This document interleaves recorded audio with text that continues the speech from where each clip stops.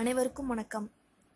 இன்னைக்கு நம்ம பார்க்க போகிற டாபிக் என்னென்னா, ஜிஎஸ்டியால் எந்தெந்த ப்ராடக்ட்டுக்கு எவ்வளோ பர்சன்டேஜ் டிக்ரீஸ் ஆக போகுது அண்ட் எவ்வளோ பர்சன்டேஜ் இன்க்ரீஸ் ஆக போகுதுன்னு பார்க்க போகிறோம். இப்போ ஃபஸ்ட்டு நான் எந்தெந்த ப்ராடக்ட்டுக்கு டேக்ஸ் பர்சன்டேஜ் கம்மியாக போகுதுங்கிறத எக்ஸ்பிளைன் பண்ணிடுறேன். Cement 29 to 28%, 2 wheelers and 3 wheelers 30 to 28%, dresses below 1000 5 to 2.5%, footwear below 500 tax கிடையாது, 500 to 1000 20 to 18%, above 1000 26 to 18%, gold 5 to 3%, furniture 29 to 12%, hotels 30 to 28%, coal 11 to 5%, cable wires 18.5 to 18%, LED bulbs 15 to 12%.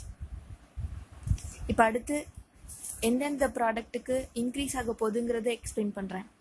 Steel 10 to 18%, mobile phones 6 to 12%, TV 26 to 28%, computer and laptop 6 to 18%, fridge 26 to 28%, washing machine 26 to 28%, oven 26 to 28%, cool drinks 24 to 28%, telecom 15 services 15 to 18%, formulations 9 to 12%, cement 25 to 28%, coal 11 to 5%, paints 25 to 28%, cables 18.5 to 18.9%, air conditioner 26 to 28%, refrigerator 27 to 28%, coolers 23.5 to 28%.